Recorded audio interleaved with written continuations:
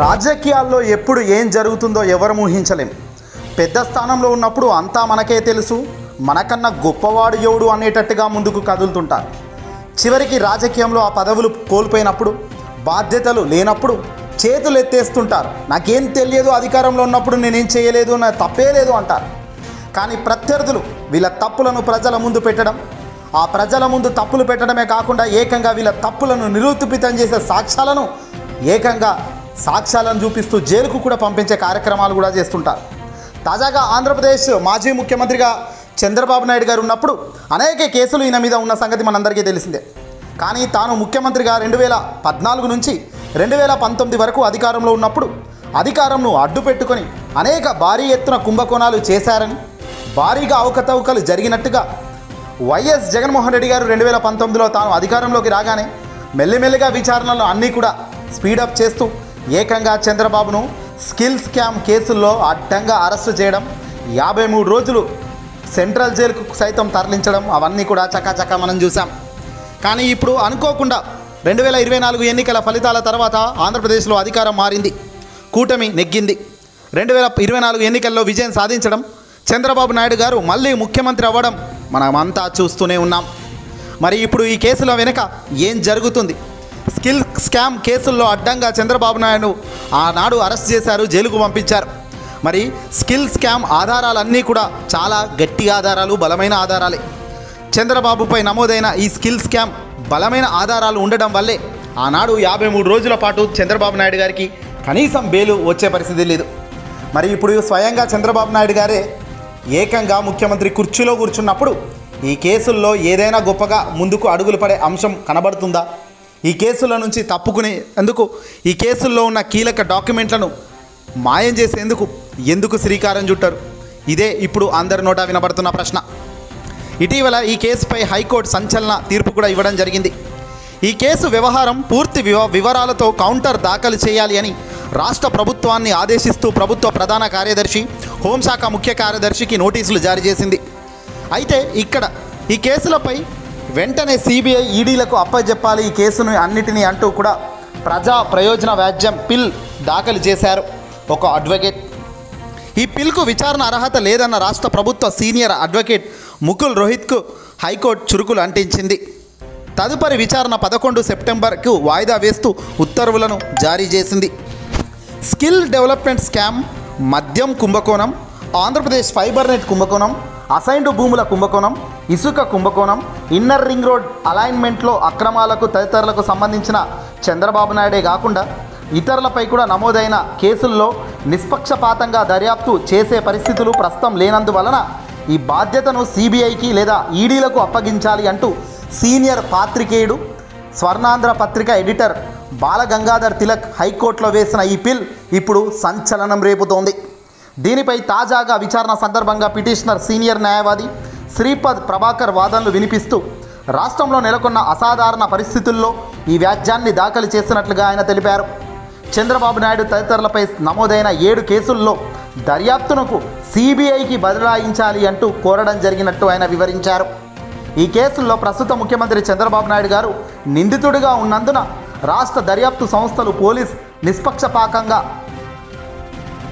నిష్పక్షపాతంగా దర్యాప్తు పరిస్థితి చేసే విధం లేదన్నారు.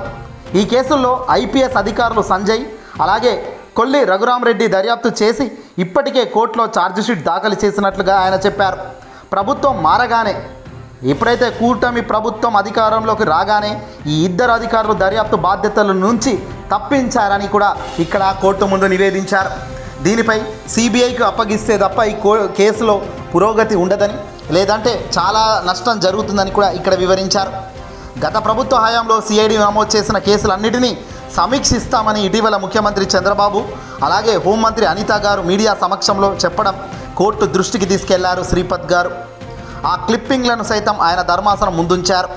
హోంమంత్రిని పక్కన పెడితే ముఖ్యమంత్రి స్వయంగా చంద్రబాబు నాయుడు గారే సిఐడి కేసులను సమీక్షిస్తానని చెప్పడం ఎంతో పెద్దగా ఆందోళన కలిగించే అంశమన్నారు ఆయన. తాను నిందితుడిగా ఉన్న కేసులను తానే సమీక్షిస్తానని ముఖ్యమంత్రి చంద్రబాబు చెప్పడం తదుపరి పరిణామాలను తెలియజేస్తుందన్నారు. ఓ నిందితుడు తన కేసులను తానే సమీక్షిస్తుండడం అంటే ఎంతవరకు కరెక్ట్? ఇది ఎక్కడుందన్నారు ఆయన. ఈ సమయంలో ధర్మాసనం స్పందిస్తూ కేసుల ఉపసంహరణ విషయంలో అంతిమంగా సంబంధిత పబ్లిక్ ప్రాసిక్యూటరే నిర్ణయం తీసుకోవాల్సి ఉంటుంది కదా అని వ్యాఖ్యానించింది. ఆ పరిస్థితి ఇంకా రాలేదుగా అని ప్రశ్నించింది. నిందితుడిగా ఉన్న వ్యక్తి తన కేసులకు తానే సమీక్షిస్తానని చెప్పడాన్ని కోర్టు పరిగణనలోకి తీసుకోవాలని శ్రీపద్ గారు ఇక్కడ కోరుకోవడం జరిగింది. స్వతంత్రం వచ్చిన తర్వాత 5 ముఖ్యమంత్రులు ప్రాసిక్యూషన్ ఎదుర్కొన్నారని, అందులో పలువురిని సిబిఐ ప్రాసిక్యూట్ చేసిందన్నారు. ఆ కేసుల్లో స్థానిక పోలీసుల దర్యాప్తు చేయలేదన్నారు.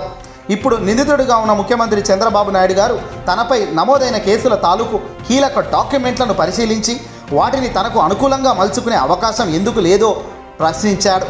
రహస్య అంతర్గత డాక్యుమెంట్లను సైతం చంద్రబాబు పరిశీలించే ఆస్కారం ఉంటుందన్నారు. తద్వారా ఆయా కేసుల్లో తనకు ప్రయోజనం చేకూరేలా డిఫెన్స్ను సిద్ధం చేసుకుంటానని కూడా ఇక్కడ శ్రీపద్ హైకోర్టుకు నివేదించారు. ఈ సమయంలో ధర్మాసనం జోక్యం చేసుకుంటూ అలా చేయకుండా ప్రభుత్వాన్ని తాము నియంత్రించగలమా అని నేరుగా ప్రశ్నించింది. కీలక రహస్య డాక్యుమెంట్లను చంద్రబాబుకు అందుబాటులో ఉంచకూడదనే తాము కోరుతున్నామని హైకోర్టుకు శ్రీపద్ చెప్పారు. దానివల్ల కేసులపై తీవ్ర ప్రభావం పడుతుందన్నారు ఆయన. చంద్రబాబు తదితరులపై నమోదైన రాజకీయ కేసులు కాదని, 100 కోట్ల ప్రజాధనాన్ని దుర్వినియోగం చేసినందున ఆ కేసులు నమోదయ్యాయని కూడా ఆయన చెప్పడం జరిగింది. ఈ కేసులన్నీ పూర్తిగా అవినీతికి సంబంధించినవి. అనంతరం రాష్ట్ర ప్రభుత్వం తరపున సుప్రీంకోర్టు సీనియర్ న్యాయవాది ముకుల్ రోహిత్ వాదనలు వినిపిస్తూ అసలు ఇది ప్రజా ప్రయోజన వ్యాజ్యం నిర్వచన పరిధిలోకి రాదన్నారు. పిటిషనర్ విశ్వసనీయతపై సందేహాలున్నాయని అన్నాడు. పత్రిక నడుపుతున్నట్లు చెబుతున్న ఈ పిటిషనర్ తన వ్యాజ్యంలో పత్రికా సర్క్యులేషన్ వివరాలను పొందుపరచలేదన్నారు. ఈ వ్యాజ్యంలో మొత్తం 114 మందిని ప్రతివాదులుగా చేర్చారన్నారు. దీంతో ఈ సమయంలో ధర్మాసనం మరోసారి జోక్యం చేసుకుంది. పత్రిక నడుపుతున్న విషయాన్ని పక్కన పెట్టండి, ఓ సామాన్యుడు కోర్టును ఆశ్రయించకూడదా, కేసులను సిబిఐకి బదలాయించాలని కోరకూడదా అని ప్రశ్నించింది హైకోర్టు. ఈ కేసుల్లో పిటిషనర్ పూర్వాపరాలు ముఖ్యం కాదని వ్యాఖ్యానించింది. దీంతో ఈ వ్యాజ్యాన్ని మొత్తం పత్రికా కథనాల ఆధారంగా దాఖలు చేశారని ముకుల్ చెప్పుకొచ్చారు.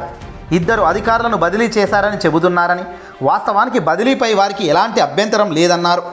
ఆరోపణలు ఎదుర్కొంటున్న వారు ముఖ్యమంత్రి పదవిలో ఉన్నారు కాబట్టి సిబిఐతో దర్యాప్తు చేయించాలనడం సరికాదన్నారు. ఇప్పటికే 5 కేసుల్లో దర్యాప్తు పూర్తి చేసి ఛార్జిషీట్ దాఖలు చేశారని, 2 కేసులు పెండింగ్లో ఉన్నాయని ముకుల్ చెప్పారు. అనంతరం ధర్మాసనం జోక్యం చేసుకుంటూ విచారణ అర్హతపై అభ్యంతరాలుంటే పూర్తి వివరాలతో కౌంటర్ దాఖలు చేయాలని రాష్ట్ర ప్రభుత్వాన్ని ఆదేశించింది. అందుకు 3 వారాల సమయం కూడా ఇస్తామని పేర్కొంది. ముందు విచారణ అర్హతపై కౌంటర్ దాఖలు చేస్తామని, దానిని తేల్చిన తర్వాత మిగిలిన విషయాల్లోకి వెళ్ళవచ్చునని రాష్ట్ర ప్రభుత్వం తరపున హాజరవుతున్న అడ్వకేట్ జనరల్ ఏజే దుమ్మలపాటి శ్రీనివాస్ ప్రతివాదించగా ధర్మాసనం తోసిపుచ్చింది.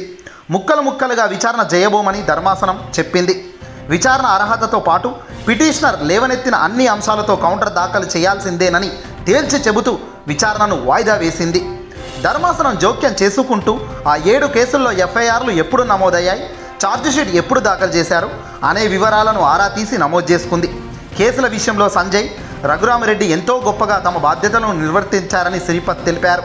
ప్రభుత్వం మారగానే కక్ష సాధింపులు మొదలయ్యాయని, మద్యం కుంభకోణం సంబంధించిన చంద్రబాబుపై ఫిర్యాదు చేసిన అప్పటి బేవరేజెస్ కార్పొరేషన్ లిమిటెడ్ ఎండి వాసుదేవ్ రెడ్డిపై కూడా కక్ష సాధింపులు మొదలయ్యాయని ధర్మాసనం దృష్టికి తెచ్చారు. కారులో ఫైల్ తరలిస్తున్నారు అంటూ ఓ వ్యక్తి ఇచ్చిన ఫిర్యాదు ఆధారంగా వాసుదేవ్ రెడ్డిపై కేసు నమోదు చేసి ఎఫ్ఐఆర్ను 20 నిమిషాల్లో మెజిస్ట్రేట్కు పంపారన్నారు.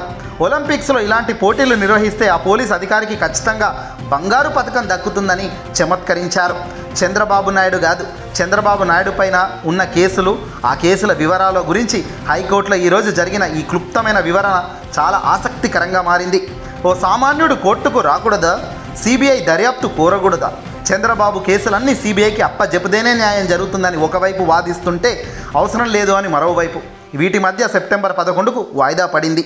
ఏదేమైనా చంద్రబాబుపై ఉన్న కేసుల వివరాల జోప్యం ఏంటి, ఆ కేసులు ఎలా ముందుకు ఇప్పుడు కదులుతాయి, నిజంగా చంద్రబాబు తప్పు చేస్తుంటే ఖచ్చితంగా శిక్ష అర్హుడే కదా, లేదంటే ముఖ్యమంత్రి హోదాలో తాను ఉన్నాడు కాబట్టి మేనేజ్ చేస్తాడు అన్న పాయింట్ కూడా వాస్తవమే కదా. మరి వీటిపై కోర్టు ఎలాంటి నిర్ణయాలు తీసుకుంటుంది, ఈ కేసులన్నీ ముందుకు ఎలా కదులుతాయి చూడాల్సిందే మరి.